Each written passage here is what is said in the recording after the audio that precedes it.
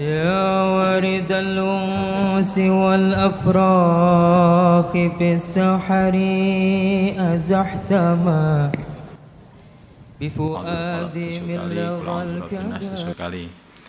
Kemudian dilanjutkan dengan membaca doa Ilahi lastulil firdausi si ahla sebanyak 5 kali. Pertanyaan, apakah hal demikian disunnahkan? Jawab, ya, ini disunnahkan. Ini di dalam Jami' Shaghir kepunyaan Imam Suyuti dikatakan man qara'a idza, barang siapa membaca, ini sudah ada. Barang siapa istiqamah membaca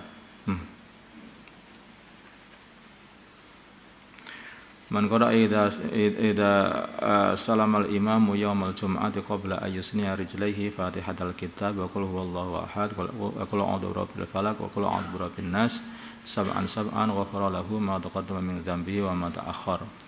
Barang siapa membaca ketika selesai salamnya imam pada hari Jumat, sebelum dia merubah kedua kakinya membaca Fatihatul Kitab, yaitu surat Al-Fatihah 7 kali dan Qul huwallahu ahad 7 kali dan Qul a'udzu falaq 7 kali dan Qul a'udzu birabbin nas 7 kali, maka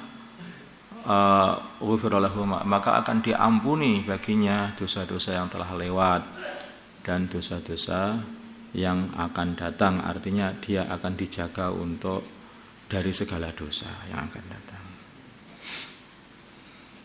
Ini fadilahnya membaca Fatihah 7 kali, Fatihah, Ikhlas, Falak, Nas 7 kali setiap habis sholat Jumat. Kemudian ini ada di Jami' Shaghir itu punya Suyuti. Masalah doa Ilahi lastulil firdausi ahla itu dari mana? Doa itu dinukil dari dawuhnya qaulnya Sayyid Abdul Wahab Asy-Sya'rani. Syekh Abdul Wahab Asy-Sya'rani beliau mengatakan, barang siapa mengistiqomahkan membaca 2 kalimah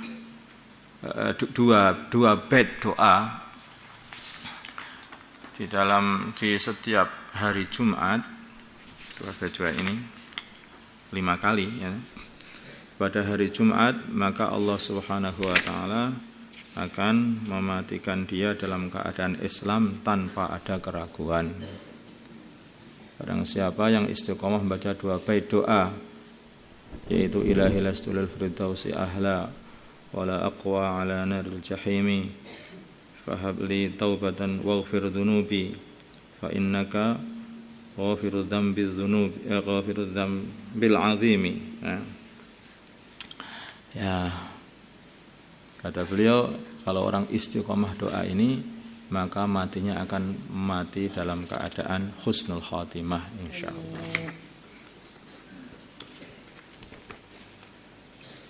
2 minjam, jadi Syekh Abdul Wahab Asy-Sya'rani ini adalah Qutbul Aqtab, pimpinannya para wali pada zamannya beliau. Minjam motor harus isi bensin, masalah ini banyak kejadian. Bagaimana hukum meminjamkan motor dengan syarat diisi bensinnya? Hal seperti ini, kalau itu akad-akatan, kalau ini maksudnya adalah akatan, maka yang dimaksudnya adalah nyewa. Kalau dijelaskan jumlah bensinnya, maka dihukumi akad sewa dan menyewanya sah. Nanti, pinjam motor aku, maka harus ngisi bensin 2 liter. Nah, seperti itu akad-akatan. Kamu kalau mau minjem aku, maka kamu harus ngisi 2 liter. Ya, saya siap ngisi 2 liter apa? Saya terima apa gimana, terserah apa akadnya. Kalau begitu berarti itu adalah seperti akad sewa. Pinjam motor dibayar dengan bensin. Wallahu alam. Tetapi kalau tidak dijelaskan, diisi bensin loh. Nah, begitu saja. Maka kalau itu akad-akatan, maka akadnya fasid. Menyewa tapi akadnya rusak. Tapi sebetulnya enggak seperti itu sepertinya. Ini lebih mirip kepada yaitu janji atau minta. Janji mau ngisi bensin, diisi bensinnya ya nanti, ya tenang aja, gitu, seperti itu. Itu seperti janji. Tapi atau minta, diisi bensin nyileh untuk isi bensin, gitu. Nah seperti itu. Maksudnya yang mengatakan yang punya motor itu, aku minta bensin sama kamu, itu juga boleh. Itu ada cara seperti itu. Kalau itu ya halal. Apakah itu janji? Kalau janji ya itu halal. Kalau minta itu juga halal aja. Kalau minta dikasih nggak dikasih ya meneng aja. Kalau janji dipenuhi nggak dipenuhi ya diam aja. Dia sendiri yang akhlaknya buruk nggak mau ngisi, itu aja. Dan yang mau meminjamkan motornya berarti akhlaknya baik. Kalau gerutu jadi buruk. Dua-duanya orang buruk, sama-sama bertemu sama orang buruk, itu aja. Sisa masa sewa rumah. Ada seorang menyewa rumah selama 1 tahun dengan ongkos sewa sebesar 5 juta. 1 tahun 5 juta rupiah. Ternyata baru tempati 2 bulan ia pindah. Bagaimana status uang sisa masa sewanya selama 10 bulan? Selama 10 bulan. Ini kalau anunya itu pasti paskan aja lah. 1.200.000. Nah, ya. Bukan mudah nanti kalian. Bagaimana status uang sisa sewanya ya, selama 10 bulan? Ya, pada dasarnya akad sewa yang sah tidak bisa dibatalkan lagi harusnya, sehingga seluruh ongkos sewa menjadi milik orang yang menyewakan rumah, milik orang yang ini bila. Pada dasarnya akad sewa yang sah tidak bisa dibatalkan, sehingga seluruh ongkos sewa menjadi milik orang yang menyewakan rumah ya. Dan orang yang menyewa adalah pemilik manfaat dari rumah tersebut ya.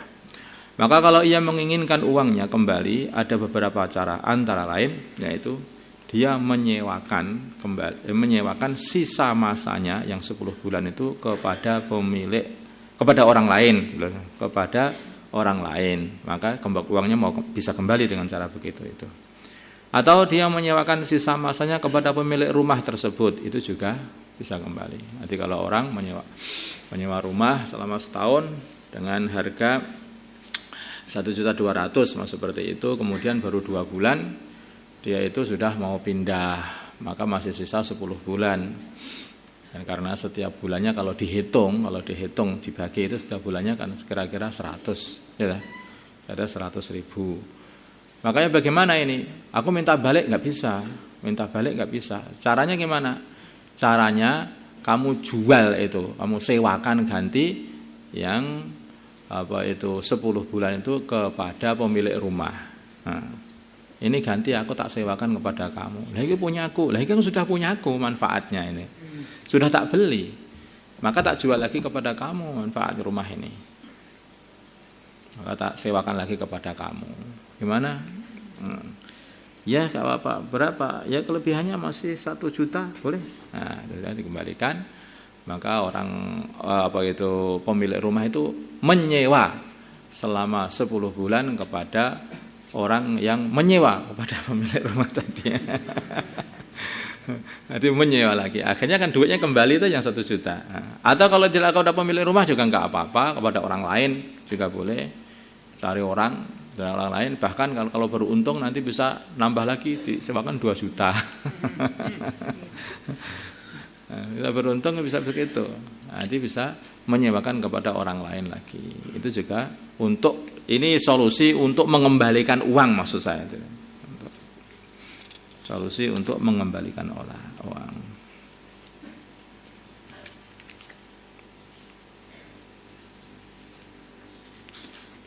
Kalau pemilik rumah ini catatan ini bagi pemilik kos-kosan atau rumah ini.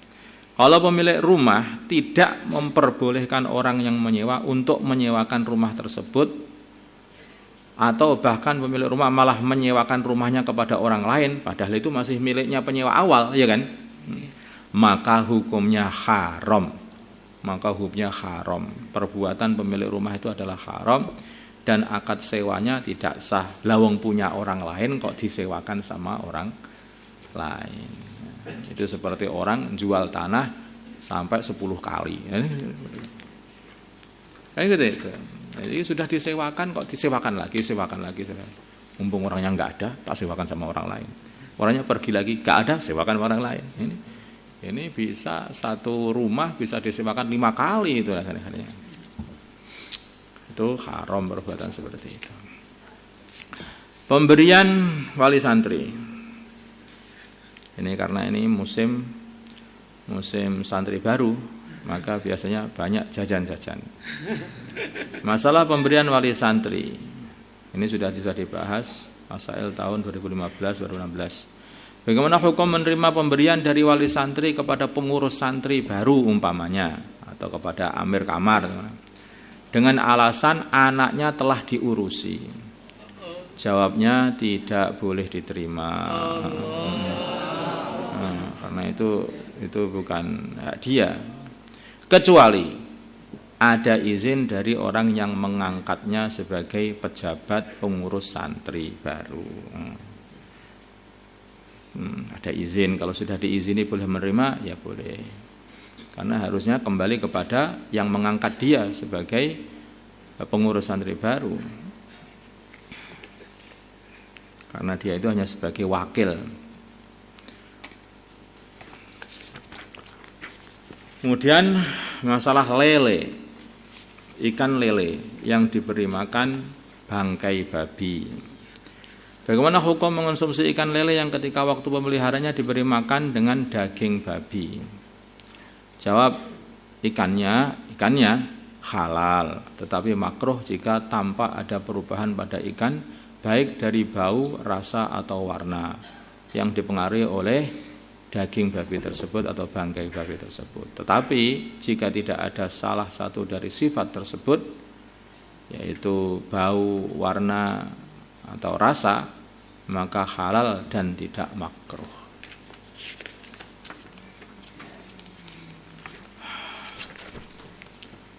اللهم صل على سيدنا محمد وعلى سيدنا محمد وصلى وسلم وبارك وترحم وحننت على سيدنا إبراهيم وعلى آل سيدنا إبراهيم وبارك على سيدنا محمد وعلى سيدنا محمد وبارك على سيدنا إبراهيم وعلى آل سيدنا إبراهيم في العالمين إنك حميد مجيد. اللهم ارحم سيدنا محمد، اللهم اغفر لأمة سيدنا محمد، اللهم أصلح أمة سيدنا محمد، ألف بين قلوب أمة سيدنا محمد، اللهم انصر أمة سيدنا محمد، اللهم أحسن سلطانا نصيرا. صلى الله على سيدنا محمد نبي الأمي وعلى آله وصحبه. الحمد لله.